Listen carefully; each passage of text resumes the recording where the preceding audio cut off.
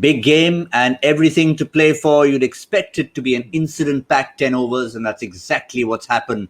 Early wicket to guess who? Jofra Archer, then a consolidation, then 2 more wickets, and at the end of the 10 overs, 84 for 3. Rahul Tripathi, after really getting the heat from Jofra Archer, has recovered to 36 of 28. Shubman Gill was looking good until he was dismissed for 36 of 24, and in between that came the once near invincible Sunil Narayan, who came in for a brief 2-ball stay and is back in the hunt. Sean Pollock, the first question to you is, it's a talk. Yeah, it's a bit higgledy-piggledy, to be totally honest. Everyone gets an opportunity. And sometimes it's nice because it keeps the opposition guessing. But when you're not settled as a batting unit, it doesn't help. You can tell what the Mumbai batting order is going to be tomorrow, can't you? You know exactly where they'll come out.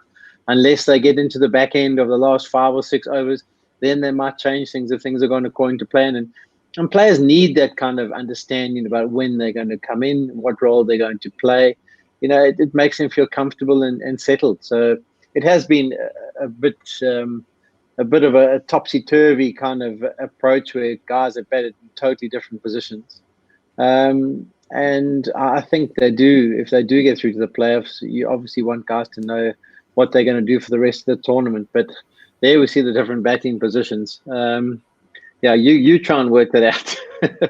Yeah, I think the big one for me, really, Dinesh Karthik had a few positions and settled down finally. But Sunil Narayan, he only belongs one way, and that's at the top. If he's not batting there, let him be at 8 or 9 and come in with a couple of overs to go if he can contribute. But he's the one, even if he gives you 20 of 10 balls, as we've always said, that's all you want from him.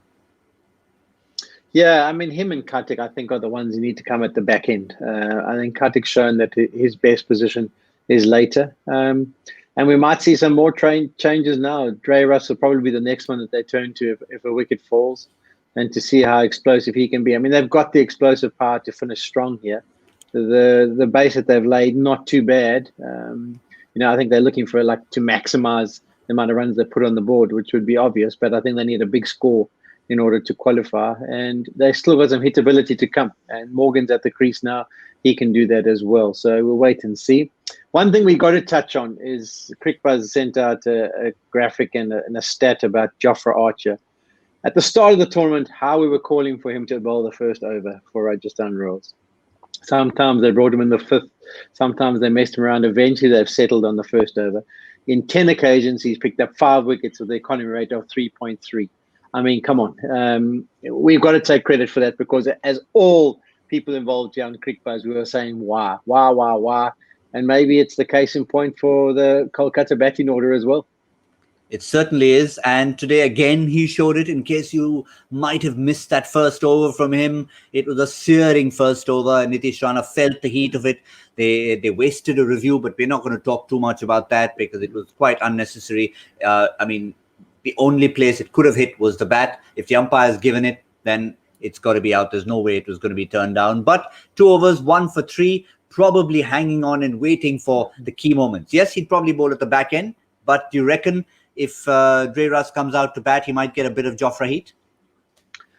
Definitely. Absolutely. I think they'll definitely save an over as he gets to the crease within the first 3 deliveries, because Dre Russ isn't the kind of guy who sits around.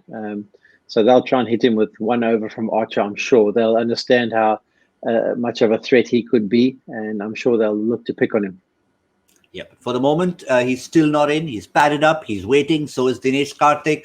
And so are a few others at the bottom of the order. We're still looking at anything between 170 and 190. And KKR will definitely need that to make a match of it. Remember, there's lots of permutations and combinations. We'll fill you in all at the halfway stage. For now, that's Crickbuzz Combox. We'll see you at the end.